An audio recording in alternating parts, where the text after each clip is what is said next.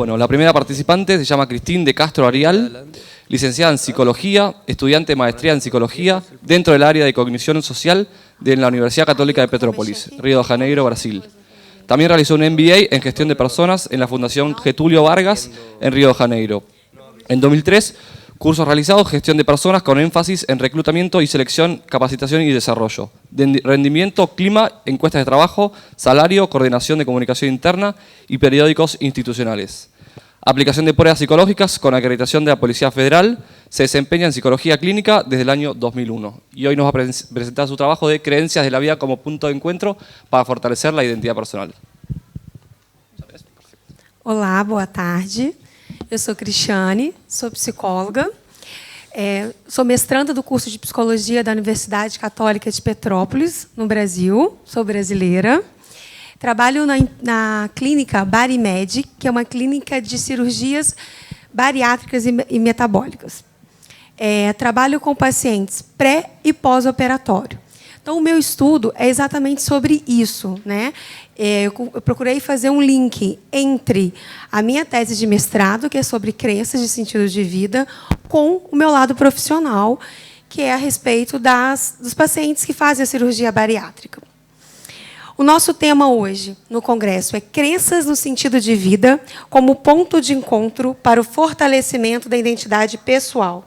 Reflexões no âmbito de processos de cirurgias bariátricas.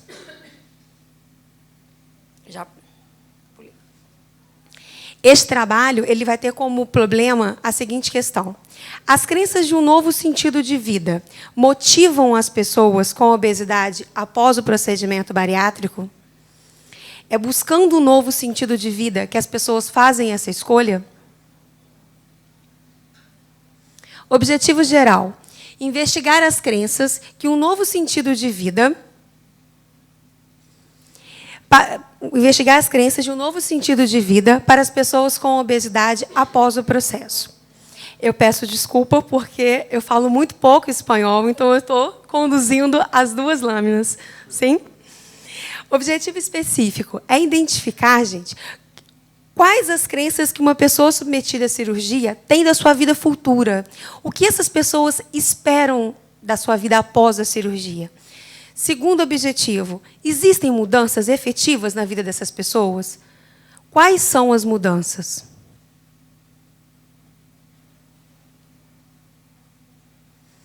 Bom, a justificativa do nosso trabalho. Por que escolhê-lo? A obesidade hoje é um tema extremamente em ascensão, né? Nós estamos numa curva crescente. Cada vez mais nós nos deparamos com esse problema, que é um problema de preocupação pública, né? Segundo a Organização Mundial de Saúde, 1,9 bilhões de pessoas estão com sobrepeso. É muito, né? Se a gente parar para analisar, é uma quantidade acentuada. Nós não estamos falando de pessoas que estão acima do peso, a gente está falando de sobrepeso. Com esse número, a gente pode calcular que isso interfere em 10 anos da sua expectativa de vida.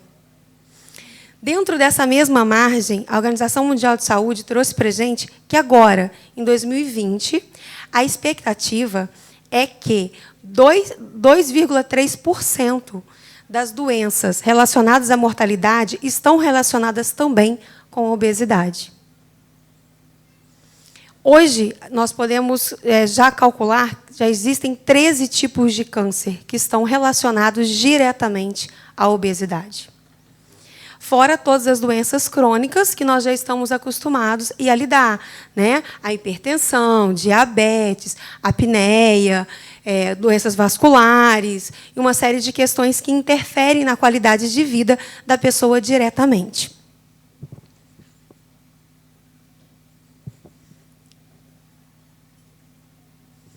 Bom, dados preocupantes e, ao mesmo tempo, curiosos, porque no nosso curso da nossa história, hoje, a nossa contemporaneidade é marcada intensamente pelo culto ao corpo. Então, você se pergunta, como assim? A obesidade está crescendo e nós temos cada vez mais, né, a procura e a demanda do culto ao corpo, ou a forma física, né? Cada vez mais as pessoas se preocupam com o que e o quanto vão comer. Exatamente por causa dessa imagem negativa, né, que tem a obesidade. Então, existem dois paralelos. Nós estamos entre duas frentes, né? A obesidade crescente e, do outro lado, o culto ao corpo cada vez mais exigido pela sociedade.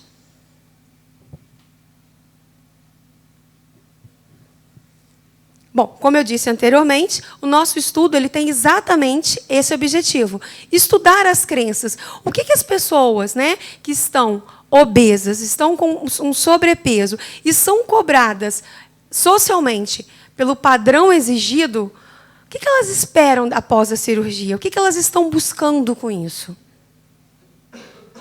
Pretende-se analisar se ocorrem mudanças esperadas na vida dessas pessoas e se essas mudanças trazem alterações efetivas. Pretende-se aprofundar o conhecimento, identificando quais mudanças acontecem de verdade. E o que levou essas pessoas a buscarem esse mundo novo? Será que o mundo realmente é novo? Existe essa fórmula mágica?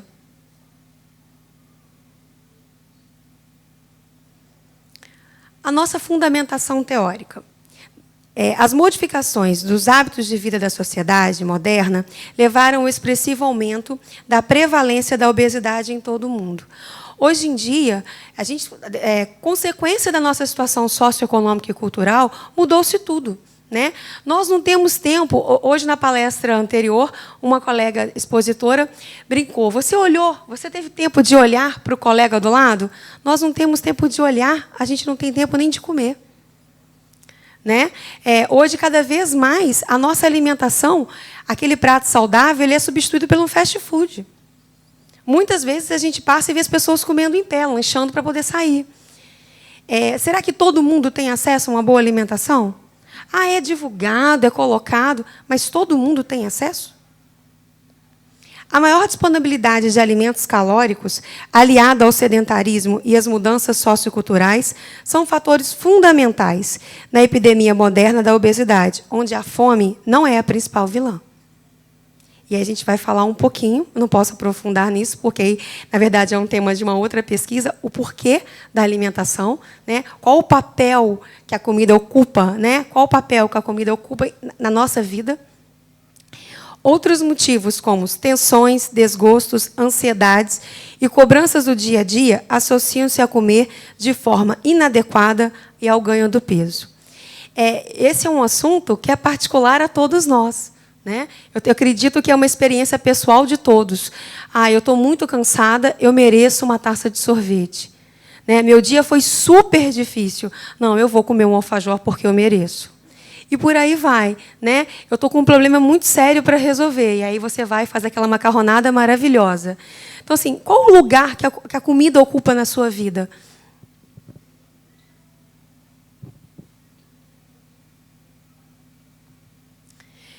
E, com isso, trata-se de um assunto em ascensão na sociedade contemporânea, em vez que os números e impactos crescem de modo assustador em todo o mundo. Concomitante a essa realidade, nós vivemos a era do culto ao corpo. É o que nós presenciamos todos os dias. Se você liga a televisão, está lá aquela mulher linda, com a roupa perfeita, né, com a cintura que todas nós queremos. Se você vai numa academia, está lá o rapaz lindo, musculoso. É isso que a sociedade emprega para a gente o tempo todo, né? O culto à beleza. O culto ao magro, né? E aí existe um termo que agora ele está se espalhando e ficando muito conhecido, que é a gordofobia. O que é a gordofobia? É a fobia do gordo. Porque todo mundo quer ser aceito, todo mundo quer entrar naqueles padrões estabelecidos. Você não quer ser diferente, você não quer ser apontado. Esse é o grande problema. Então, muitas vezes, não é o seu bem-estar, mas é o olhar do outro que te faz encaixar dentro dos padrões que a sociedade emprega. É imperativo ser bonito, magro e saudável, para adaptar-se à era da estética. Para muitos, vale qualquer sacrifício. E aí a gente faz uma reflexão. Desde os nossos tempos de infância, nós somos doutrinados a querer ser magro. Eu acredito que a grande maioria aqui tem uma faixa etária que brincou com a Barbie, né? Com a Polly, com a Suzy, os meninos com super-heróis. Eu nunca vi, eu tenho um filho de 6 anos, eu nunca vi um super-herói barrigudo. Não tem, né? São todos, você vê agora essa relação de filmes de super-heróis que tem agora, são todos lindos. A Mulher Maravilha que apresentou é linda, com a cinturinha. Quer dizer, tudo que nos prega, toda menina de 15 anos quer ser a Gisele Bündchen. Ninguém quer ser gordinha. Por quê? Porque a sociedade nos impõe isso, né? Bom, e quando a gente fala de qualquer sacrifício, a gente está falando do mal-estar, um incômodo físico e psíquico que acontece com as pessoas quando elas se sentem discriminadas. Porque a discriminação, né, o preconceito, ele acontece. Por muitas vezes, nós nos paramos e olhamos e falamos, nossa, espera aí, eu não posso julgar isso. Mas acontece. Né? Na maioria dos relatos das pessoas que estão com sobrepeso, eles falam, é horrível quando eu entro no avião. A pessoa fica olhando, torcendo para não sentar do lado dela. Todas as vezes que eu estou numa sorveteria, comendo um sorvete, todo mundo passa e me olha com aquele olhar reprovador. Então, assim, a discriminação, além dela vir do outro, ela vem dele mesmo, porque ele fala esse relato o tempo todo, né? Muitas vezes ele não é nem percebido, mas ele se percebe. Então, vem em busca da cirurgia bariátrica. A cirurgia é uma opção que vem crescendo e conquistando aderência considerável por parte das pessoas, tornando uma alternativa viável e promissora. A cirurgia bariátrica ela só acontece quando a pessoa tem acima de 18 anos, a pessoa já está com sobrepeso há mais de 5 anos e já tentou de todas as alternativas, pelo menos no período de 2 anos, quando não obteve sucesso. Então, ela está apta a fazer a cirurgia. A perda de peso após o procedimento, em casos de sucesso, aumenta consideravelmente a qualidade de vida e a autoestima das pessoas. Mas a opção pela cirurgia bariátrica não apresenta um mundo totalmente novo. E não apaga os problemas como se acredita e deseja. Ou seja, não garante a realização dos sentidos de vida. Por quê que não garante? Porque não depende só da pessoa. Depende do outro a que nós estamos vinculados.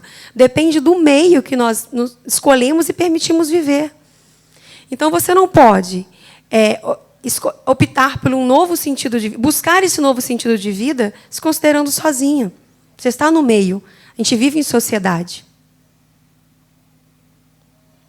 Bom, crenças é tudo aquilo que nós acreditamos enquanto verdade, né? É a nossa maneira de pensar e agir de acordo com as nossas experiências pessoais.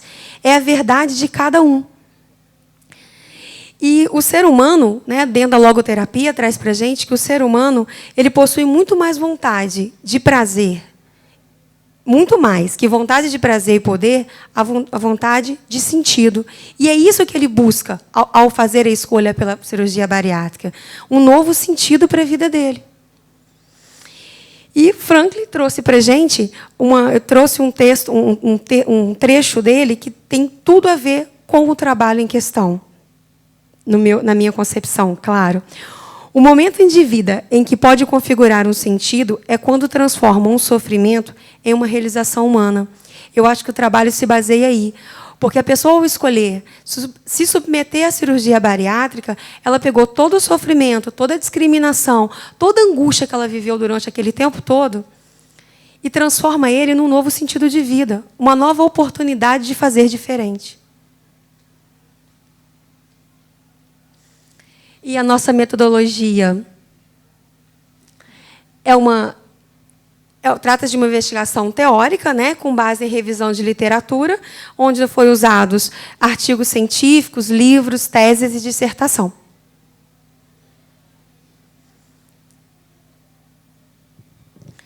Considerações finais. Sei que eu já estou com o meu tempinho aí. Tranquilo. Estudos revelam que a obesidade, enquanto estigmadora, atribui estereótipos e preconceitos, provocando baixa autoestima, com imagem corporal negativa, podendo levar à exclusão social, o que favorece, por sua vez, a fragilização dos vínculos. Bom, A pessoa, quando ela está com baixa autoestima, gente, ela está se sentindo ruim, ela não está gostando do que ela vê no espelho, a primeira coisa que ela faz é se excluir. E é muito comum no relato dos pacientes você dizer: ah, não, eu não fui à festa porque eu não tinha roupa. Não, eu não fui no casamento do meu filho porque eu não queria estar no altar desse jeito. Então, chega a exclusão máxima, né? A fragilidade máxima do seu vínculo. Como que uma mãe faz a opção de não ir num casamento de um filho por não se sentir bem, por não caber numa roupa? E exatamente isso que a gente está falando. A questão da opção do emagrecimento, a questão da opção pela cirurgia é a motivação pela melhor qualidade de vida, para se apresentar de novo em sociedade. Né? Enquanto membros da cultura ocidental, somos diariamente confrontados através dos meios de comunicação, com verdadeiros modelos estéticos, que não nos impõem ou criam desejo da procura dos enquadramentos desses padrões. E o tempo todo, a mídia, né, a comunicação, o outro do lado, está impondo que nos coloquemos dentro desse padrão que é aceito. Assim, o ideal de magreza é cobiçado por todos, dado que culturalmente é o valorizado, né? É o correto. Com vista a alcançar essa efetiva satisfação da imagem do corpo, a pessoa faz a opção, né, para se enquadrar dentro da estética que a cultura exige, ela faz a escolha pela cirurgia. Muitas vezes, sem se preocupar nem com pré, nem com pós. Às vezes as pessoas fazem a opção pela cirurgia pelo simples pensamento de que a vida vai se resolver. Eu vou entrar numa sala de cirurgia com obesidade, às vezes obesidade mórbida, e vou sair naquela porta magrinha. Sem ao menos estudar qual é o processo do pós-operatório e o que vai acontecer na vida futura dela. Porque a mudança, ela não acontece só no corpo. A mudança precisa acontecer na mente. Esse novo sentido de vida, ele não pode acontecer apenas uma mudança do manequim 52 para um 38. Esse novo sentido de vida tem que ser uma escolha pessoal, sua, consciente, para a sua vida, porque você quer, não porque a sociedade te impõe. Assim, quando uma pessoa com obesidade faz a escolha pela cirurgia bariátrica, cria-se uma expectativa de realização, de um novo caminho, uma nova forma de escrever a sua história. Desculpa. Rompendo o sofrimento físico e psíquico através da crença e da expectativa do novo. Dessa forma, o direcionamento da vida para valores também contribui de maneira relevante para o alcance de uma realização de um novo modo de viver, mas que realmente precisa ser interno. A pessoa precisa ter a consciência desse novo estilo de vida que está escolhendo para ele. Bom, essas são as referências bibliográficas que nós usamos para a realização desse trabalho.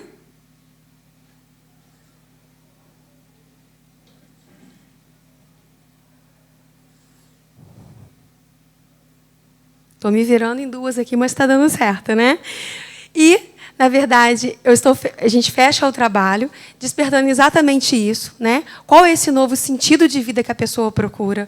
Qual é esse novo caminho que ela quer seguir? Que porta ela quer abrir? Né? Esse novo sentido de vida, ele não é objeto de inclusão social. Ele precisa ser objeto de aceitação pessoal.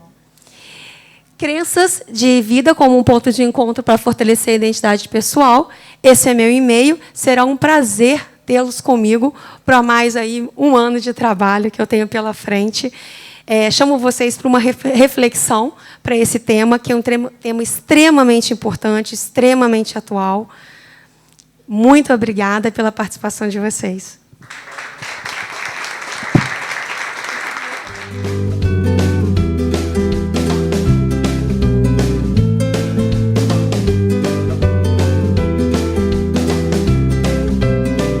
Macarena, nacida en Córdoba, capital, en 1994, se encuentra en la etapa final de la licenciatura en Psicología en la Universidad Nacional de Córdoba. Es egresada de la especialización en logoterapia y análisis existencial del Centro de Formación Metahumanitas de Córdoba, en el trabajo titulado Resiliencia Vincular. En la actualidad participa en calidad de ayudante acompañando en el curso de primer año de su especialización.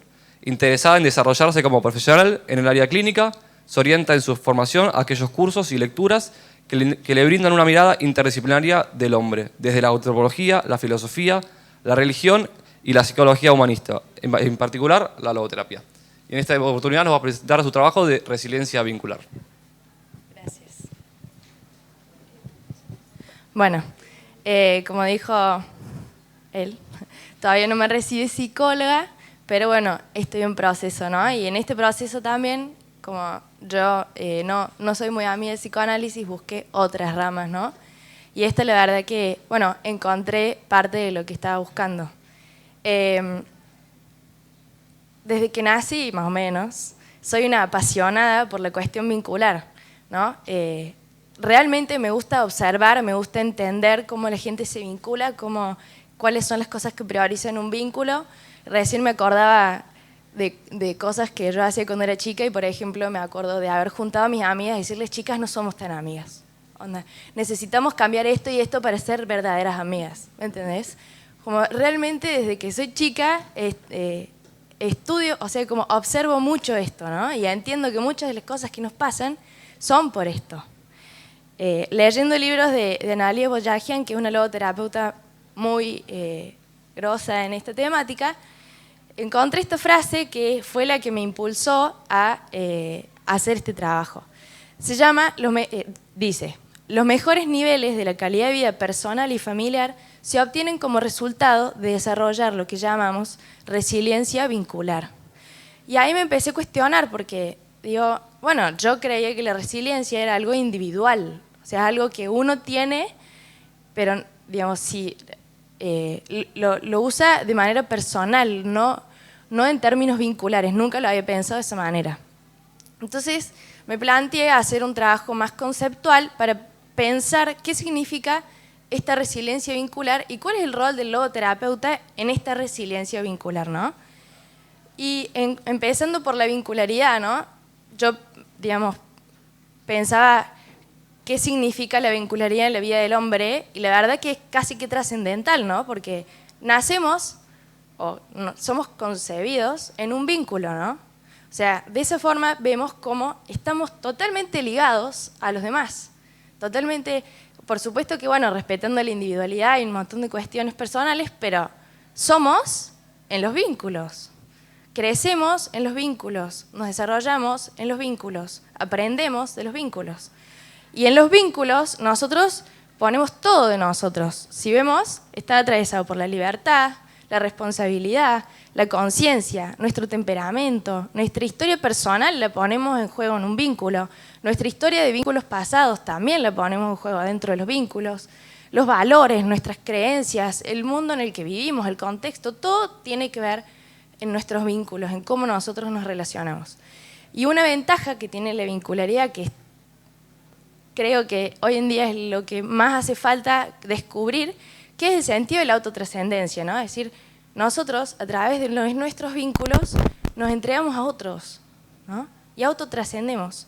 No es tan importante para el ser humano hoy conseguir éxito profesional, éxito en lo material, tanto como hacerlo con otros.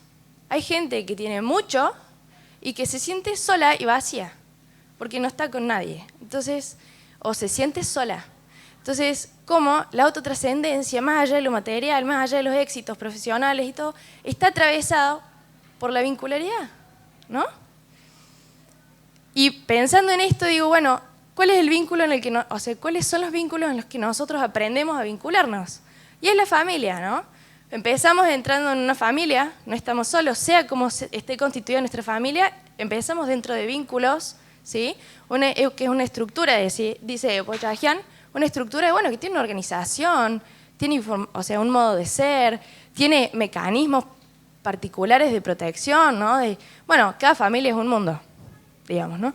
Pero también, además de todas esas cosas que podemos aprender, de modos de ser, mecanismos y demás, es un escenario de aprendizajes en lo vincular, ¿no?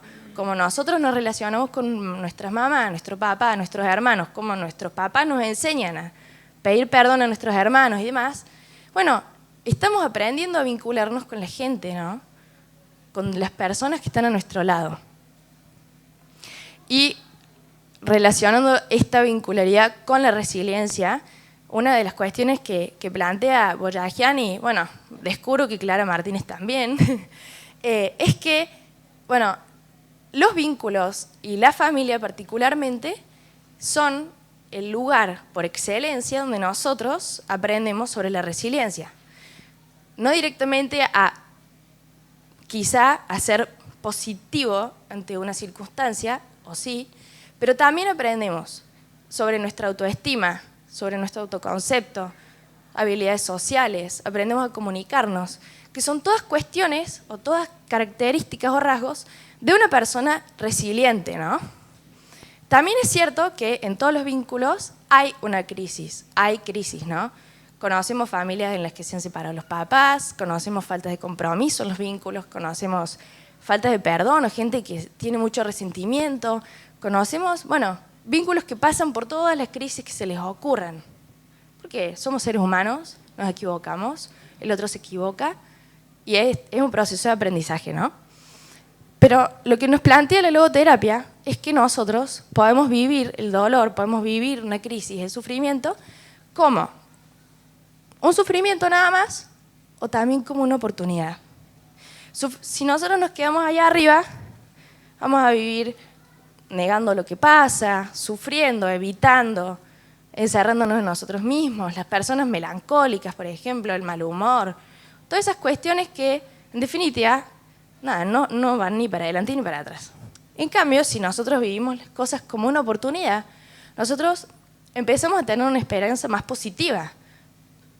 Empezamos a tener esperanza, vivimos estas cuestiones pensando que, bueno, de esto algo voy a aprender, de esto voy a ser más fuerte, ¿no? Voy a pasar por la tormenta porque al final va a salir el sol. ¿Cómo podemos descubrir en medio de este sufrimiento que también es una oportunidad? Y ahí es cuando aparece la capacidad de ser resilientes, ¿no? Si por ahí los tenemos medio pobres, nos pasan estas cosas. Viktor Frankl en su obra nunca nombra la palabra resiliencia. No le pone un nombre. Sin embargo, él es la persona que más representa la resiliencia, ¿no? Nosotros que lo conocemos, que conocemos un poco más su historia, sabemos que él, si no hubiera sido resiliente, no estaríamos acá, ¿no? Una de sus frases más conocidas dice: si realmente no está en tus manos cambiar una situación que te produce dolor, siempre podrás escoger la actitud con la que te enfrentas a ese sufrimiento, ¿no? Como planteando que el sufrimiento no tiene una sola posibilidad de enfrentarlo, que es llorando y pataleando y encerrándote y esperando que pase, sino que podemos elegir la actitud. Somos libres y responsables. Y acá es cuando yo, buscando un poco en la logoterapia, me encontré con Acevedo y Betafarano, que son dos autores que hacen un libro que está abajo, a la venta, que habla sobre la resiliencia, ¿no? Y dicen que la resiliencia es una capacidad de las personas de afrontar el sufrimiento, reconstruirse y no perder la capacidad de amar, de luchar, de buscar. Acá estamos hablando en términos individuales, ¿no? Es la capacidad de enfrentar el sufrimiento y reconstruirse o mantenerse integrados o transformarse, ¿no? Como que el sufrimiento sea para nosotros un motivo de transformación y de mejora, sin perder las capacidades más profundas del hombre, ¿no? De amar, por ejemplo. Es un potencial saludable que está en todas las dimensiones. Está en todas las dimensiones. Cuando el cuerpo está enfermo, lucha por curarse, ¿no? Nuestra psiquis también busca soluciones. A veces no las vemos, pero generalmente uno actúa buscando una solución. Y lo que plantean ellos, que vuelvo a esto de la familia, es que es una destreza a dominar y a desplegar. Y ahí es cuando involucramos a la familia, ¿no? En cómo nos educan, va a impactar en nosotros, en nuestra forma de enfrentar la vida más adelante, ¿no? Y desde el principio. a través de la resiliencia, bueno, acá vamos un poco más específicamente, el dolor, ¿cómo se vive? Con un sentido. La resiliencia permite vivir el dolor con un sentido nuevo, positivo. ¿Por qué? Porque alimenta la esperanza realista. ¿Qué significa esto? Que es una esperanza positiva, es una positividad, pero que está sujeta a la realidad. No es una esperanza idealista y fantasiosa y sí, yo voy a poder hacer todo lo que quiera, cuando quiera y como quiera. No. O sea, si está en tus capacidades, sí, pero generalmente no. Entonces, lo que te invita la resiliencia es a ser positiva y realista, ¿no? No es poner el foco en la adversidad y en el dolor y en el sufrimiento, sino en tu potencial para crecer a partir de ese dolor, ¿sí? Y teniendo en cuenta el tema del Congreso, ¿no? Cómo la resiliencia impacta en esta diferencia, ¿sí? Cuando uno, frente a una diferencia que genera sufrimiento, porque generalmente, en primer lugar, uno sufre cuando encuentra algo diferente a uno, pero si uno lucha por encontrarle un punto de encuentro, ¿sí? A través del diálogo, entonces estamos siendo resilientes, ¿no? En nuestros vínculos. Lo que dice Boris Cyrulnik, un gran estudioso de la resiliencia, es que todos los procesos resilientes que vivimos nosotros empiezan con un encuentro significativo con una persona que te transmite amor, que te transmite humor, que te transmite estímulos sí, que te estimula afectivamente para que vos salgas adelante, ¿no? Y que te ayuda como sostén a que vos salgas adelante, ¿sí? O sea, todos los procesos empiezan porque hay vínculos que te sostienen, ¿sí? A través del diálogo, la comunicación, que no le dije, pero que es muy importante. Está. Entonces, ¿qué significa para nosotros la resiliencia y vincular? ¿Sí? La resiliencia nace, o sea, se despliega y empieza dentro de uno, pero por el vínculo con el otro. Pero también nosotros podemos hablar de una resiliencia vincular a nivel relacional, ¿no? En un grupo donde hay problemas, por ejemplo, una familia, si no hubiera resiliencia vincular, no podremos hacer nada en una familia, nosotros como logoterapeutas, ¿sí? Entonces, ¿qué pasa con la resiliencia vincular? ¿Qué promueve? Nuevas posibilidades frente a los obstáculos familiares o a los obstáculos de un grupo. Nuevas estrategias de resolución. Y esto me encantó, aprender a recuperarse sin tanto desgaste. Claro, cuando uno está apoyado por otros y se siente parte de un grupo que está peleando para el mismo lado, el desgaste emocional es mucho menor, ¿no? Porque hay alguien que te está apoyando y hay alguien a quien vos estás apoyando. Y al salir vos de vos mismo, autotrascendés, creces y salís adelante. Entonces, qué bárbaro como realmente la vincularidad es tan importante en nuestra vida. Implica, por supuesto, la resiliencia una reorganización, implica un despliegue de potencialidades. Uno no se queda sentado, ¿no? En un grupo esperando que otro dé el primer paso, por eso ahí pongo el obstáculo. Porque generalmente cuando uno está enojado o está mal la cuestión vincular, uno dice, bueno, que otro se encargue, que otro empiece, que el otro pida perdón primero para que yo lo perdone. Bueno, la resiliencia te hace pensar diferente, ¿no? Decir, no, pará. O sea, voy yo porque el otro capaz no viene nunca. ¿Y qué va a pasar entre nosotros?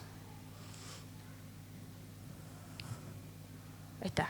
Las características de un vínculo resiliente son las mismas que quizá podremos tener de manera individual, ¿no?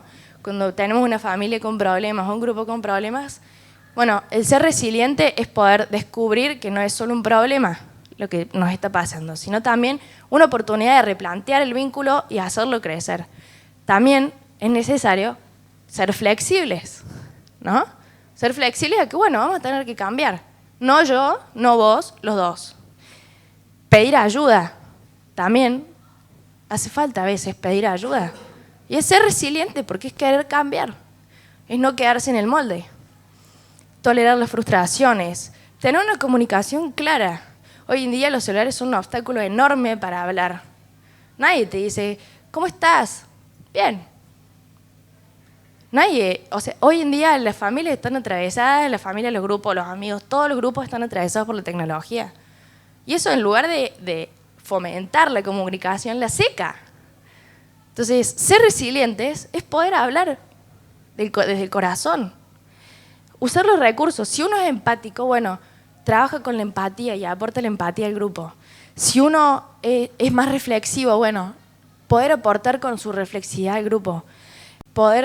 Si uno tiene ese tacto de ser medio sosteno o de poder descubrir qué le está pasando, bueno, hablar más, acercarse más a las personas, usar los recursos de cada uno.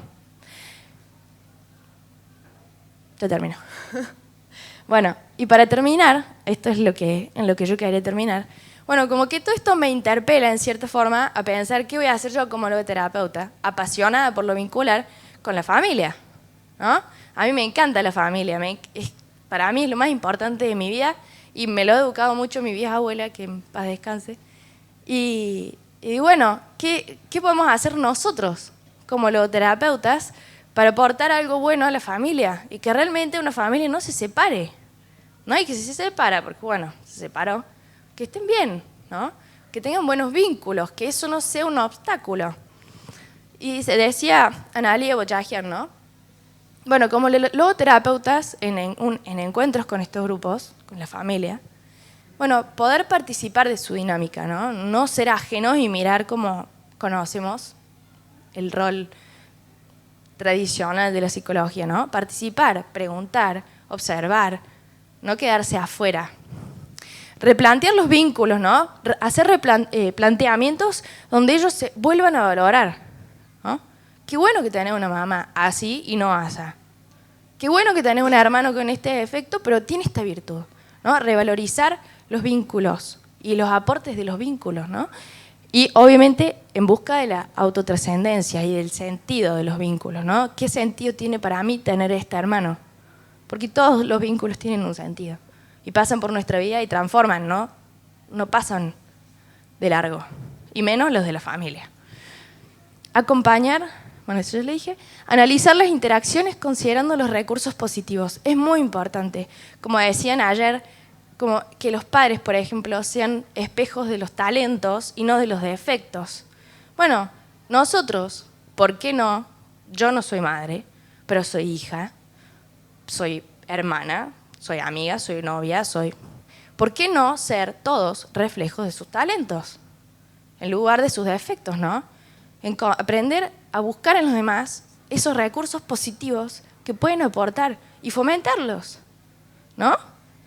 Y generar espacios de verdaderos encuentros, no solo que discutan y peleen, sino que puedan hablar profundo, que se encuentren, que se conozcan, porque en muchas familias les aseguro que no se conocen.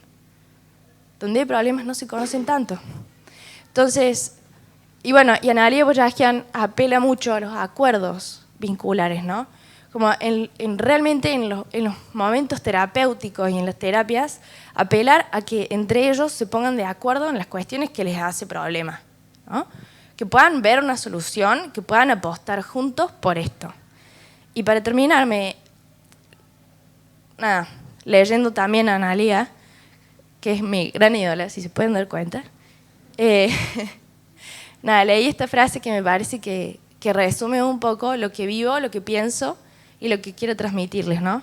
Que los vínculos nos transforman, nos mejoran, nos humanizan, nos ayudan a forjar nuestra autoestima y a tejer con nosotros buenas historias que nos ayudan a tolerar los inviernos hostiles.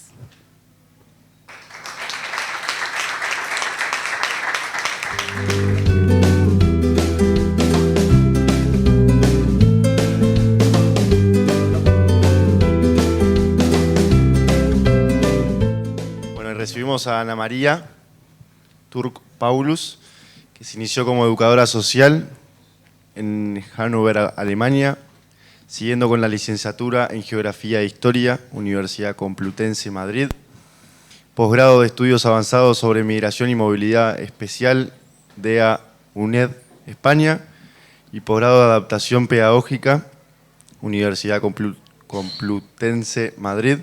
Más tarde completó máster en psicogerontología, Universidad Maimónides, Buenos Aires, posgrado en logoterapia, ALEA Barcelona, y formación de coaching logoterapéutico, AGIR 3, Sao Paulo, con especialidad en desarraigo y adaptación. Lenguas alemán, castellano, inglés, francés, portugués, neerlandés y catalán. Vive y desarrolló sus actividades cronológicamente en Argentina, Alemania, España, Holanda, Bélgica y actualmente en Brasil, en donde coordina talleres de orientación sobre migraciones y apoyo a mujeres víctimas de violencia de género. La experiencia de vivir en diversas culturas le ayudó a comprender la importancia que conceptos como espacio, identidad y raíces desempeñan en las migraciones. En Bélgica fue tutora durante 2009 y 2016 del Ministerio de Justicia belga de adolescentes refugiados en demanda de asilo político, abordando temáticas relacionadas con identidad y choque cultural, duelos y retorno, adaptación e integración, entre otros.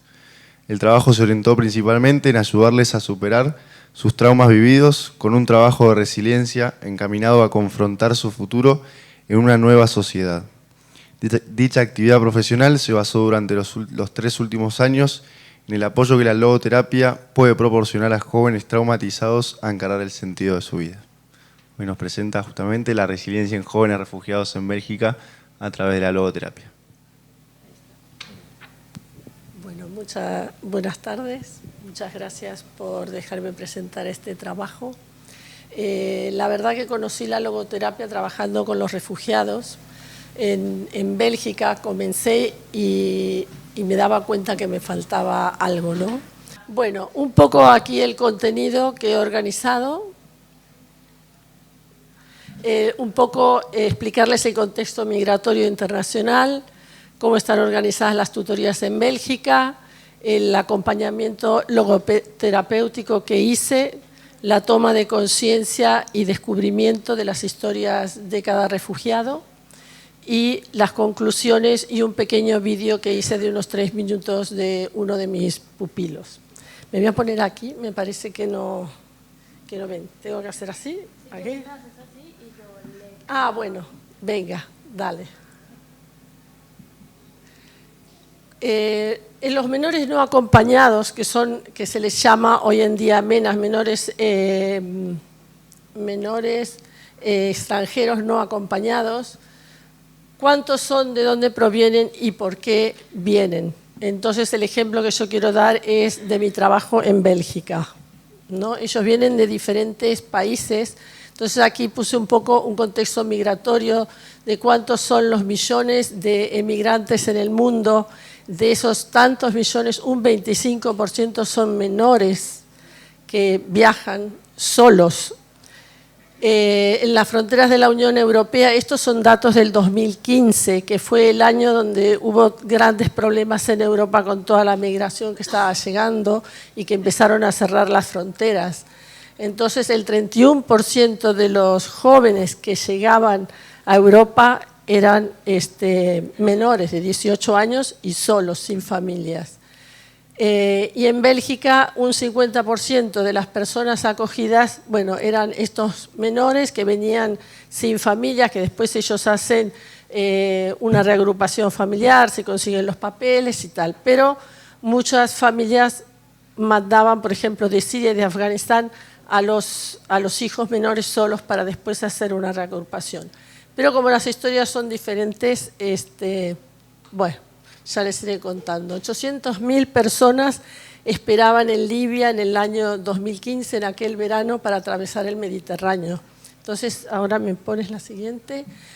Este es un poco para que vean, digamos, Europa, y ellos iban a los diferentes países europeos donde reciben asilo y vienen de aquí de África. Entonces, los que vienen de Siria, los que venían de Afganistán, vienen por Grecia, después por Turquía. Entonces el Mediterráneo es el lugar donde, bueno, que todos tienen que atravesar y por eso siempre escuchamos tantos problemas, ¿no?, con los emigrantes. Los riesgos y la problemática de estos menores. Así un poquitito, el 22% sufre vulnerabilidades específicas, ellos llegan bastante traumados, muchos no saben realmente qué es lo que ha pasado, por qué se han tenido que ir del país. Algunos huyen al principio una vez y después los retornan y después ellos vuelven reiteradamente a probar. Esto era el caso de muchos chicos de Siria, de Afganistán, de Guinea-Conakry, de Congo, de Somalia, de Burundi, de Ruanda. Entonces, por ejemplo, el coste que ellos tenían que hacer para cruzar esta ruta, por ejemplo, los que venían de Afganistán, o de Siria, pagaban en el 2015 entre 8 y 15 mil dólares. Había familias que tenían que empeñarse para poder pagar esto y pensando que los chicos iban a venir en un avión o en un superbarco y después se encontraban con un bote de plástico. ¿Y qué es lo que pasaba? Que si ellos se negaban a subir al bote de plástico, los mataban. Entonces no les quedaban otra que seguir. Entonces todas estas mafias durante muchos años, y sigue pasando en Europa lamentablemente. Entonces las nuevas rutas de trata de seres humanos, lamentablemente, muchos jóvenes que desaparecían en el camino y no llegaban, y un camino de rupturas con los afectos provocados por toda esta violencia, y muchos chicos que habían tenido que dejar su país así, en un momento, y la escuela les había quedado colgados o la universidad y tenían que ver qué es lo que hacían, ¿no? Entonces el refugiado que llega a Bélgica pide un asilo o protección subsidiaria. Entonces el asilo, entonces ellos reciben, el que se les reconoce como refugiado, como asilante, recibe, digamos, un apoyo económico, y los que vienen de situaciones de problemas políticos en sus países reciben una protección subsidiaria, quiere decir que cuando el problema político acabó en su país, ellos tienen que volver, por lo general. Entonces, los jóvenes menores de 18 años tienen derecho a pedir reagrupación familiar cuando vienen, por ejemplo, de situaciones de guerra, que pueden pedir que los padres después lleguen cuando ellos tienen el asilo.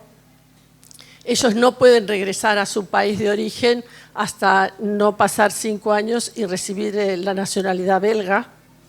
Y, lógicamente tienen que respetar los derechos belgas, por ejemplo, de mayoría de edad, de no obligación de casamientos, porque, claro, muchas de las chicas que yo tenía de África venían justamente porque los padres los habían casado con personas mayores y eran chicas de 13, 14 años. ¿No? Entonces, que son temas culturales, ¿no? En sus países. Entonces, el trabajo del tutor, yo trabajaba para el Ministerio de Justicia belga, teníamos que buscar un abogado especializado en la problemática del chico. Éramos, digamos, la persona de acompañamiento a ellos en los juicios, en la búsqueda de abogados, acompañándolos. Ellos, por lo general, están en centros de acogida, y ahí ellos tienen sus asistentes sociales, los educadores, que se ocupan de que vayan a la escuela y tal, pero bueno, siempre la persona de confianza era el tutor. Si tenían algún problema con alguien, pues podían contar como con esa persona aparte de todo el sistema, que es una cosa que yo encontré que estaba muy bien organizado en Bélgica, el que todos los chicos tuvieran un tutor, ¿no? Porque realmente uno llega a ser como el tutor de resiliencia, realmente ese padre, esa madre que ya no tienen y que de pronto hay alguien ahí al que pueden confiar. Que también es difícil confiar porque al principio ellos llegan muy desconfiados, ¿no? De las historias que les pasaron, y uno les puede decir, no, vos tenés que confiar en mí, que yo te voy a ayudar, pero la verdad que están muertos de miedo, son muy jóvenes. No saben muchas veces ni siquiera qué es lo que ha pasado, por qué se han tenido que ir de su país, por qué sus papás de pronto las casan si ellas iban a la escuela. No entienden, problemas políticos que quizás ellos eran inconscientes de que sus papás pertenecían a un partido político diferente al del gobierno actual, y ahí empezaban los problemas y de pronto el padre era detenido y entonces lo que hacían era que se tomen un avión y llegaban a Bélgica, y la verdad que muy duros. Entonces, claro, mi trabajo era acompañarlos a ellos, a que me cuenten su historia, hacer todo este tramiterío, y claro, para mí de pronto llegó un momento que dije, claro, yo puedo ayudarles a que consigan los papeles, a acompañarlos, a qué tal, pero llegó un momento en que dije, estos chicos vivieron historias tan duras que lo que necesitan es encontrar un sentido de vida, un nuevo proyecto. ¿Y cómo lo voy a hacer? Y así fue como conocí la logoterapia y dije, voy a hacer la formación, la hice y realmente creo que, uno intuitivamente ya traía 3 años de experiencia de trabajar con ellos, pero me di cuenta la diferencia de lo que había aportado mi formación de logoterapia para realmente darme cuenta que eran chicos que venían con unas historias muy quebradas, ¿no? Entonces me acuerdo que hace 2 años en el congreso que hubo aquí, la gente de Colombia presentó un trabajo sobre las FARC, los chicos de las FARC. Es que son 10 minutos, bueno. Y entonces, claro, después de haber hecho ellos todo ese trabajo, se dieron cuenta que la gente que quería salir de las FARC, ellos tenían su sentido de vida, querían salir de eso.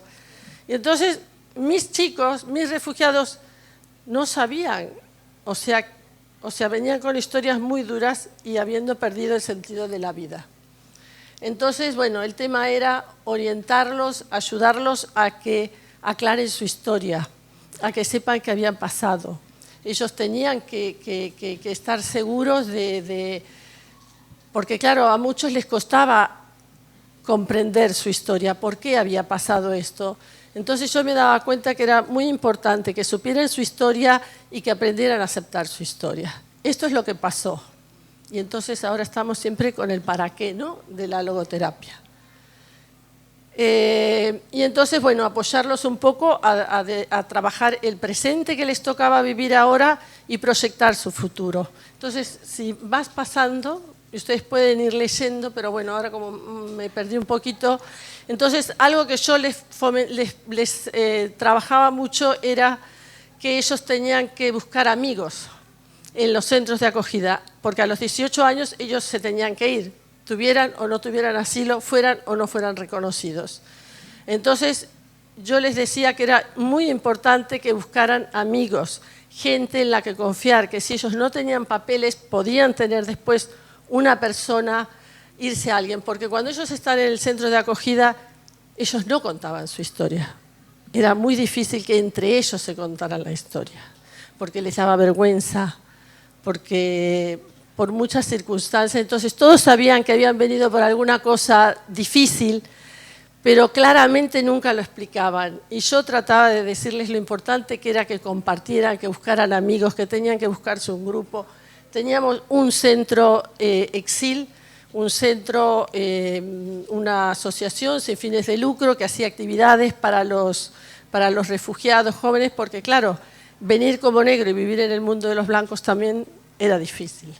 Entonces, bueno, yo primero hice el trabajo de acompañamiento, de conocer su historia y después de que ellos tomen consciente para poder resignificar su pasado, ¿no? Y poder trabajar su presente y su futuro, ¿no? Entonces, aprender a cambiar actitudes, aprender a trabajar los valores. Entonces, a ver, sigue. Bueno, aquí yo puse algunas de las preguntas que muchas veces les hacía a ellos, ¿no? ¿Cuáles han sido los momentos de tu vida que has vivido con mayor motivación y energía? ¿Qué sentirías y qué hacías en aquel momento en tu país? ¿Cómo era tu rutina? En fin, íbamos trabajando todos los diálogos socráticos que trabajamos en la logoterapia, ¿no? Para ir, para que ellos fueran trabajando un poco conscientemente y fueran más conscientes de toda su situación.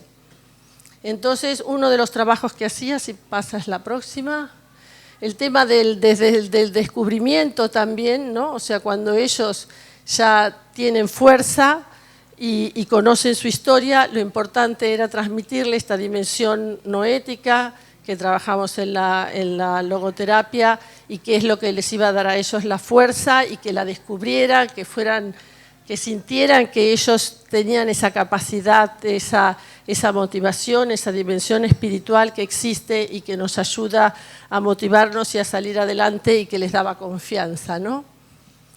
Y en esta parte del descubrimiento trabajaba con un escudo de valores. ¿Puedes poner? Entonces, en este escudo de valores que trabajábamos un poco bien para que ellos pudieran encontrar, ver la persona que ellos eran y que querían llegar a ser con todo lo que les había pasado. Entonces aquí en estas hojitas del costado sacábamos esos valores familiares que no querían ya más incluir ellos en su escudo de valores, y por este lado sacábamos los de su sociedad o su cultura, que ellos iban a apartar. Y así ellos iban formando este escudo de valores, y la verdad que era un trabajo muy lindo porque ellos iban aceptando un poco todas sus historias y dándose cuenta que, bueno, muchas cosas de su cultura, por ejemplo, los chicos que llegaban, las chicas jóvenes que llegaban porque sus padres las casaban con 15 años, y bueno, y todas estas historias. Es que soy miope, entonces no veo, me tengo que poner las... Bueno, entonces para mí este escudo de valores era algo que hacía ya al final para que ellos encontraran bien qué persona ellos, qué valores ellos tenían, que se lo pusieran más en claro, y los valores a los que ellos querían ser, la persona que ellos querían llegar a ser. Entonces, bueno, y aquí algunas de las preguntas que yo les iba cada vez que nos encontrábamos poniendo, ¿no? Entonces las conclusiones era un poco esto, ¿no? Yo comencé a trabajé durante 7 años y los 3 últimos años trabajé ya con la logoterapia, y notaba la diferencia y el apoyo que les podía dar, y que volvieran a encontrar y a sentirse con fuerza para seguir adelante. Y la verdad que ellos tenían apoyos psicológicos, tenían psiquiatras y tal, pero muchos, la verdad que con el trabajo que íbamos haciendo se sentían como muy fuertes, y los jóvenes además que cuando empiezan a tener amigos, a insertarse en la escuela, a darse cuenta que les va bien y que alguien se ocupa de ellos y que uno los quiere y que los está apoyando y que ve que todo un mundo está detrás dándoles apoyo, ellos enseguida crecen, ¿no? Entonces, creo que esa era la gran base para nosotros. En fin, si quieres seguir pasando, no sé si les dio tiempo a leer. Y algo que les quería, pasa otra vez, aquí hay algo. Hay 2 palabras que les quería hablar, porque lógicamente en Europa, lamentablemente, y en muchos países, en este momento los refugiados están muy mal recibidos. Y eso es lo que entristece todo este trabajo que podemos estar haciendo, porque cuando alguien no es aceptado y hay xenofobia, es muy duro. Y quería presentarles esta nueva palabra que una filósofa española estuvo durante 20 años tratando de incluirla en el diccionario. Ahora hace 3 años está aceptada, que es la aporofobia, que es el miedo al pobre. Entonces, entre la xenofobia y la aporofobia creo que tenemos un gran trabajo para hacer, y que es un vocabulario que creo que es importante darnos cuenta que la gente pobre, que no es aceptada, que no es integrada en nuestro mundo, y que ellos llegan estando pues, en una situación muy, muy vulnerable, ¿no? Entonces, bueno, aquí son dos pupilos con los... Bueno, yo tengo contacto con muchos, y a pesar de que ahora estoy viviendo en Brasil y tal, siempre nos enviamos mensajitos para ellos. Sigo siendo su persona que está ahí cuando ellos necesitan algo. Y Mamadou de Guinea Conakry nunca consiguió el asilo, o sea que él quedó ilegal en Bélgica, terminó los estudios y se hizo una novia y ahora se ha casado, que él decía, no, yo no me voy a casar porque soy muy joven todavía, pero finalmente se casó. Y esta otra chica que había vivido una historia muy dura porque la habían casado con 15 años, ella trató de escaparse muchas veces y no lo lograba, y el marido la llevó a la Meca sin haber tenido hijos, y ella pensaba que una mujer no va a la Meca si no tiene hijos, y si fue a la Meca sin hijos nunca iba a poder tener hijos. Y de pronto quedó embarazada y ella estaba tan contenta estudiando y tal. Y bueno, me acuerdo que para las dos fue también un aprendizaje muy grande para mí cuando ella me dijo, yo la llevé enseguida a la planificación familiar y le dije, venga, vamos a ver, vamos a hablar aquí, qué se puede hacer, porque, claro, ella era muy jovencita y estaba en toda esta situación que había pasado, y ella dijo, no, yo quiero tener ese niño porque yo necesito tener una familia, necesito tener algo mío. Y entonces, la verdad que es genial, porque es una chica que estudió asistente social, terminó haciendo prácticas en un centro de acogida donde ella misma llegó, y se tuvo sus 2 hijos y fue siempre una alumna impecable, y la verdad que a mí también me dio una lección de vida. Entonces quiero ponerles rápido el vídeo que son 3 minutitos de unas preguntas que le fui haciendo a Mamadou y que él contestó. Qu'est-ce que je ressens par rapport à ce qui m'est arrivé dans mon pays, avec mes parents et tout. Peut-être que j'aurais encore une meilleure vie qu'ici. Je ne sais pas. Mais maintenant, le destin a fait qu'aujourd'hui, je me retrouve ici. Des trucs qu'on n'oubliera jamais, vu que, voilà, on n'oubliera jamais de comment ça s'est passé. Parfois, il m'arrive de penser à ça, mais pas tellement. Vous pensez que votre tuteur pourrait vous accompagner correctement? Oui, ma tutrice a été d'une grande aide pour moi pour surmonter ça, parce qu'à chaque fois,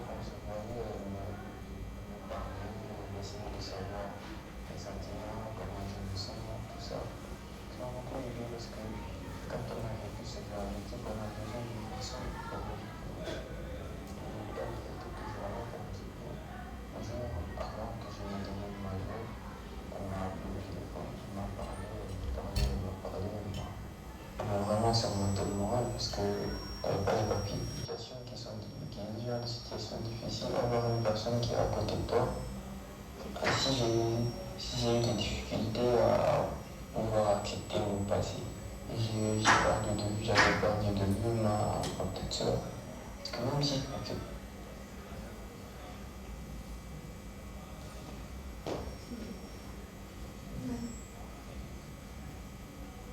Se fue la voz. Bueno.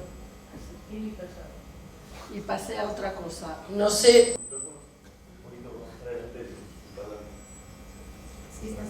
Ah. Bueno, no sé si pudieron seguir. Conociendo mi historia he podido recuperar mi autoestima. Si quieres te vuelvo un poquito y ahí, para no perder. Y sobreponer, acepté mi pasado y pasé a otra cosa. No se puede volver atrás. Creo que hoy puedo sobreponerme a cualquier dificultad que surja en mi vida. Preparado para todo, preparado para lo peor. Conociendo mi historia, he podido recuperar mi autoestima. Mi historia ahora conozco un poco, pero no todo. Hay una parte que queda oculta, que uno no quiere descubrir. ¿Qué quieres que haga? Bueno, tengo que crear mi propia historia. ¿Fue difícil volver a confiar en nuevas personas? Llegué a un país donde no conocía a nadie. Desconfiaba pensando que alguien tendría contacto con otras personas de mi país. Al principio desconfiaba de los educadores del centro. Cuando me iba a dormir en las noches pensaba que iban a venir a buscarme y entregarme al gobierno de mi país. Cuando vino mi tutora por primera vez, no confiaba en ella. Pero a medida que nos veíamos cada día fui confiando y me di cuenta de que ella estaba allí para ayudarme. No todo el mundo estaba aquí para hacernos daño y que hay personas que están aquí para enseñarnos a desenvolvernos. La persona que más me ayudó y que permanecerá en mi corazón es ciertamente mi tutora. Yo estaba perdido.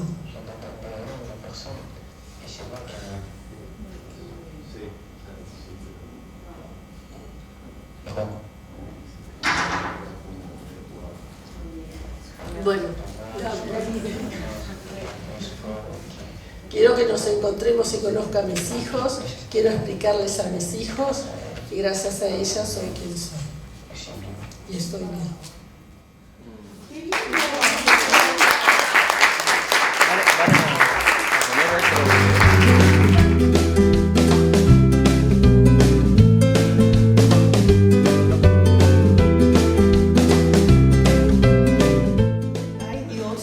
pero ahí voy. Trabajo con arte desde toda mi vida. Soy pianista y cantante y desde siempre tenía y tengo un amor muy grande a la calidad del alma de la persona humana. Entonces tenía una inquietud muy grande por trabajar con la gente y ver la posibilidad de la persona de ser mejor, día a día ser mejor.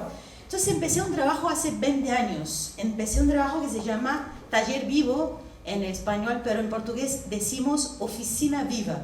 Es un lugar donde se arregla a la gente que está aún viva, aún, pero casi muerta, pero viva. Entonces empecé un trabajo en varias áreas con el arte, con el cuerpo, con la voz, con la literatura, con la poesía, con muchas áreas siempre involucradas con la belleza.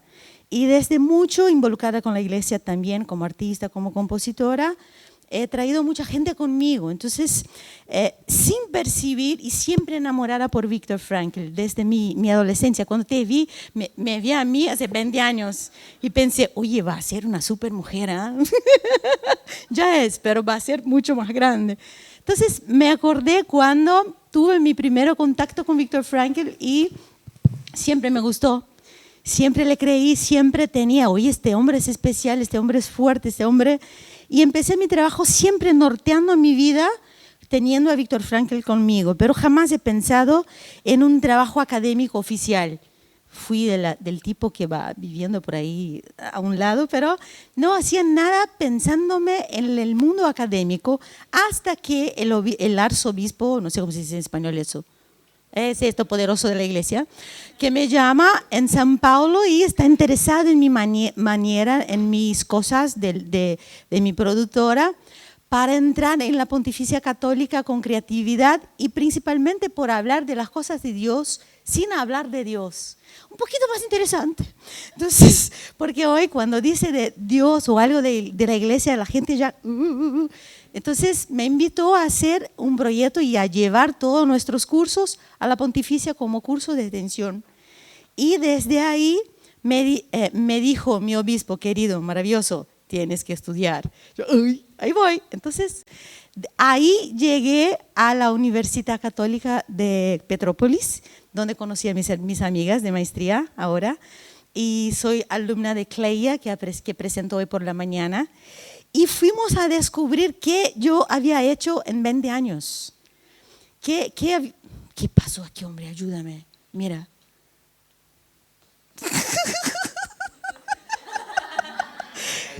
Esto es lo que voy a presentar. Lo que te voy a presentar es el soporte social observado. Cuando uno necesita seguir en la vida y necesita a alguien. Gracias a Dios, mira cómo la vida habla. Entonces empezamos a estudiar lo que hacía yo, empezamos con mi maestra porque hice el camino invertido. He trabajado por 20 años y después de 20 años entro en el mundo académico para comprobar o para estudiar, digamos, filosóficamente, psicológicamente, todos los mentes, todo posible, qué había hecho yo y cómo podría envasar y tener una tierra intelectual y bibliográfica sólida, comprobada científicamente de lo que hacía yo. Entonces mi maestra empezó a buscar un concepto que explicara lo que yo había hecho en 20 años, no 20 días, no 20 meses, 20 años, con la cara de niña que tengo, pero bien. Ahí empezamos a descubrir que desde siempre he trabajado como una logo vivente, como una logo artista, como una logopedagoga, como una logo loca, como siempre. Hemos descubierto en todas las cosas y bases bibliográficas de los cursos que hacemos en Oficina Viva que tenía todo que ver con la logoterapia. Pero yo siempre he sido autodidacta, siempre en mi vida, 20 años estudiando por mi cuenta, porque no sabía que este universo lindo aquí existía, por ignorancia mía, claro. Entonces empecé. Esta fotografía no es de Google. Estos son mis alumnos que llegan en la oficina deprimidos, con deseos de suicidio, muy tristes, pero bronqueados, todos quebrados, arreventados de la vida, y llegan buscando esperanza, buscando una manera, buscando una puerta para pasar y seguir y mejorar, casi otra vez. en la vida. Entonces, ¿qué pasa que hacemos en Oficina Viva? Utilizamos todas las herramientas del arte, todo, de la poesía, de la literatura, del cuerpo, de la voz.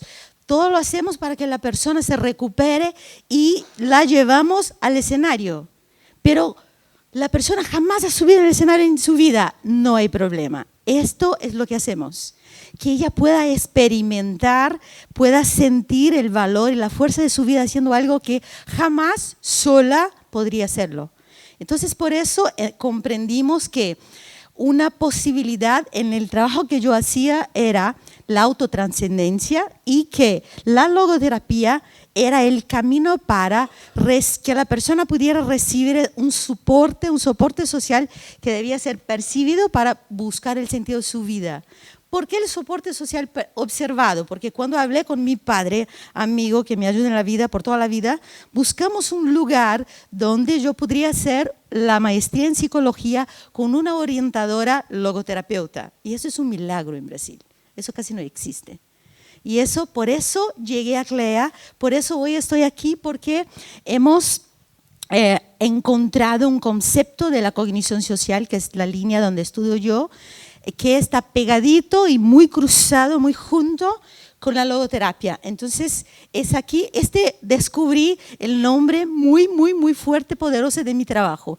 ¿Qué hace CISA? Yo hago autotranscendencia, junto a logoterapia y el soporte social observado. Ese es mi trabajo. Qué bonito, ¿no?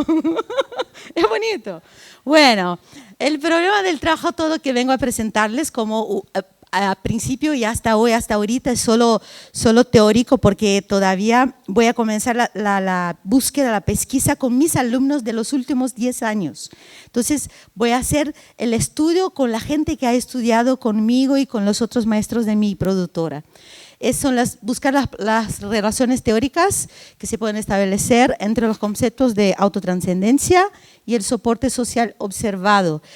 Bueno, el objetivo es ya que les dije ya, que es fundamentar las actividades de Oficina Viva de los últimos 20 años, pero en el punto de encuentro de autotranscendencia por la logoterapia, con el soporte social observado, que es un concepto de la cognición social, que es el lugar, el camino donde estudiamos en la UCP. Bueno, ¿por qué la gente llega en la oficina y por qué tengo hoy que estudiar y buscar una manera de dar soporte a todo intelectual y también no solamente teórico, pero empírico en todo lo que hago? Porque esta gente que llega a la oficina, estos también son alumnos, muchos de ellos que suben por la primera vez, hacen todas las cosas por la primera vez. Además, les pregunto, ¿cuál fue la última vez que hiciste una cosa por la primera vez? ¿Hoy? ¿Cuándo fue la última vez que hiciste algo por la primera vez? ¿Cuándo fue? ¿No me estás escuchando? ¿Cuándo fue la última vez que hiciste algo por la primera vez? Piénsalo. Eso es lo que hacemos en la oficina. Sentir así, ¿y ahora qué hago? Ahora haces. ¿Por qué? Porque hay alguien que te ayuda con los zapatos. Hay alguien que es una tutora, ¿no? Qué hermosísimo, que es la vida sin los tutores. Entonces, es esto que buscamos en el proyecto, que podamos juntos buscar madurez psicológica, técnica integrada a través de las artes, conducir la vida con autonomía emocional, seguridad laboral y también claridad psicológica e intelectual. ¿Qué es perdón, ahí apreté muy fuerte. Ok. ¿Qué es el soporte social observado? Es algo que el COB, ¡ay Dios, qué rápido! Es mi alma que está corriendo. Ahí va. Para COB es la información que experimenta la persona que refuerza la idea de que es amada, apreciada, valorada y que forma parte de una red de apoyo. A ver. Para acá, ¡ay! No. Para CASIL es un factor protector que ofrecen los miembros de tu red, de tu familia, de tus amigos, de tu trabajo, de tu red de apoyo, de ayuda, ¿no? Es como yo me siento aquí porque están ustedes y si me pasa algo, 10 minutos, sí señor. Si me pasa algo, corro, ok. Shakespeare dice el soporte social es válido y efectivo si se percibe. Por lo tanto, debe ser compuesto de los dos elementos, dar y recibir. Uno no es apoyado si no percibe, si no observa. Tiene que pasar por su conciencia. Y a los dos cosas son importantes cuando apoyamos o damos soporte a alguien. Es los aspectos estructural y funcional. Pero a House hay 4 tipos importantes de soporte a alguien. Cuando ayudo a alguien, puedo ayudar emocionalmente, con el instrumental, con la información y con la evaluación. En la oficina viva y en lo que vamos a hacer, vamos a trabajar solamente con emocional y instrumental. A ver, ¿qué pasa? Ok. ¿Dónde encontramos la logoterapia de este trabajo? Encontramos de todo. La dimensión espiritual y no ética, el sentido de la vida en la experiencia inmediata, porque el arte te obliga a estar presente en el momento presente. No existe arte antes en ti y después en ti, solo ahora. Para que vivas, para que si yo canto ahora, no puedo dejar canto después o canto mañana o no, es ahora, es en el presente y eso es súper, súper logoterapéutico porque la posibilidad que tengo de vivir es ahora y solo ahora. Y aquí es el momento donde los alumnos tienen la posibilidad de se superar y eso es bonito porque es donde se cruzan los conceptos de la logoterapia y del soporte. La conciencia de que eres responsable, tu sentido que solo encuentras afuera de ti. Tienes todo intelectualmente muy listo, muy claro, muy bien pensado, pero si no vives, si no actúas, si no eliges, si no decides, si no pierdes o ganas, en el facto no existes. Entonces, esto es bonito porque el arte posibilita esta experiencia. Y lo el concepto más importante a nosotros es este momento de autotranscender, que es, ¿cómo se llama este muchacho que dijiste aquí al final? Mamadou, que es increíble, increíble saber que una persona se arranca de la nada para construir una vida nueva. Eso es autotrascendencia, eso es, para mí es, qué increíble, eso, para eso vivimos nosotros, para hacer con que la gente pueda experimentar eso. Eso es, jamás te voy a olvidar, mujer. A ver, bueno, voy más rápido porque hablo más que mi boca. Es súper bonito pensar que yo soy llamada a siempre caminar más allá de mí misma. Aunque italiano. Y nosotros igual. Hoy yo tenía un montón de miedo y me temblaba toda pensando, hoy voy a hablar hoy, hoy voy a hablar. Hablo hace 20 años, 30 años y aún tengo miedo de mí misma. ¿No es increíble pensar que en todo el momento, hasta a elegir la remolacha o la zanahoria en el almuerzo, me autosupero? Todo el tiempo, todo el tiempo. Entonces es bonito pensar que la invitación de Franklin es que siempre la vida está en un lugar donde doy un paso, donde todavía no hay piso. ¿Se comprende? ¿Se comprende? Pero este es mi lugar, este es tu lugar y este es el lugar de los artistas y de la gente que llega a trabajar con nosotros. Les cuento qué es la Oficina Viva un poquito, que es este lugar donde podemos tener este punto de encuentro de la autotrascendencia de Frankl y también del soporte social observado, que es este concepto de la cognición social. Es un lugar donde uno no puede mejorar solo. Yo puedo hasta hacer muchas cosas sola, pero el mejor de mí misma está fuera de mí cuando me doy, cuando me entrego al otro. Entonces es bonito saber que esta es la vocación, ese es el sentido de existencia de este proyecto. Esto es lo que me trajo aquí en Argentina después de tantos años y que este es el lugar donde trabajamos y cada una de esta gente que está por acá es gente que jamás ha subido en un escenario en su vida, que han aprendido a prender sus pelos, a maquillarse y es prohibido comprar ropas, prohibido. Siempre tenemos que montar las cosas con lo que tenemos en la casa en este proyecto. Es un soporte al otro también porque autotranscenderse es autodonarse. Si yo necesito una falda amarilla y no tengo para el musical, para la cosa que voy a hacer, creo que en tu casa puede haber una falda amarilla. ¿Estás dispuesta a prestármela tu falda? Entonces es en ese espíritu de superación que trabajamos y que Clea, mi orientadora, me está ayudando a envasar teóricamente. Hace 20 años que hacemos esto y está muy lindo de hacerlo, a mí me encanta. Estamos ya en el 10º teatro musical que vamos a pasar ahorita en octubre.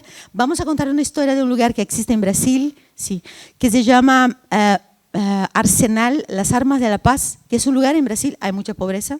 Mi papá fue un niño de la calle, hay mucha pobreza en Brasil. Pero la pobreza jamás puede ser la disculpa para no sermos nosotros mismos, ¿no? Y hay un lugar en Brasil que recibe 1.200 personas al día que no tienen dónde dormir. Es un lugar impactante y su herramienta principal de trabajo es la belleza. Es bellísimo, es un lugar lindísimo y la gente sale de ahí muy diferente, pasa 4, 5, de 5 a 8 meses para ser devueltos a la sociedad con una vida un poco más construida y casi nadie en Brasil sabe que ellos existen. Entonces hicimos un guión, todo un espectáculo musical para contar que existen. Entonces nuestro musical cuenta la ayuda de otros, el soporte social observado de otros. Lo que hacemos nos autotranscendendo es contar la autotranscendencia de otros y eso está siendo muy lindo.